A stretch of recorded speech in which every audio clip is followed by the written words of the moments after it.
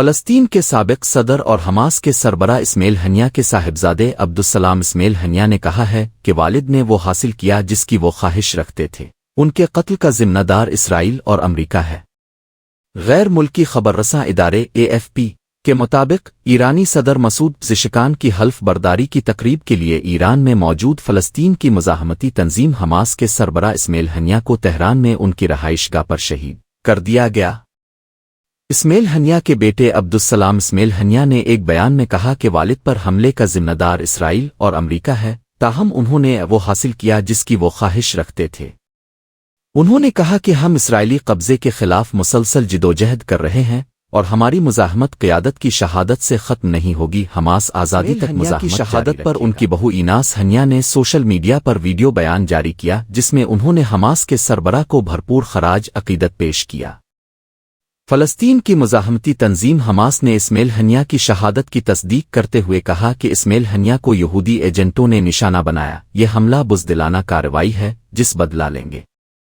Hamas کے senior عہدیدار Tahir النونو نے کہا کہ اسماعیل ہنیہ کے قتل کے طریقہ کار کا تعین ایرانی منصب کریں گے جو اس وقت حملے کی تحقیقات کر رہے ہیں۔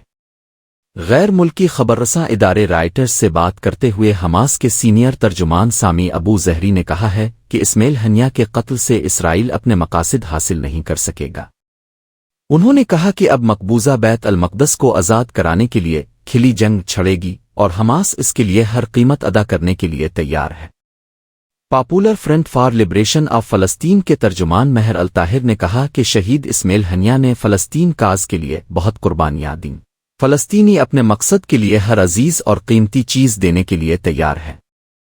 انہوں نے کہا کہ اسرائیل نے تمام حدیں پار کر دیں، اسرائیل نے معاملات کو ایک جامع جنگ کی طرف دھکیل دیا، مزاحمتی تنظیمیں جنگ کے لیے پوری طرح تیار ہے، جبکہ اسرائیلی حکومت اسماعیل ہنیہ کے قتل اور ایرانی خود مختاری پر حملہ کرنے پر پچھتائے گی۔ اسماعیل ہنیہ کا قتل امریکی مدد کے بغیر نہیں ہو سکتا تھا۔ دوسری جانب عرب میڈیا نے رپورٹ کیا ہے کہ حماس رہنما کی تہران میں شہادت پر فلسطینی مزاحمتی گروپوں نے رام اللہ اور نابلس میں عام ہڑتال اور بڑے پیمانے پر مظاہروں کا اعلان۔ اسماعیل ہنیہ کی شہادت پر النجا یونیورسٹی نے سوگ میں ہے، اس دوران کلاسز اور کام معطل کر دیا گیا ہے۔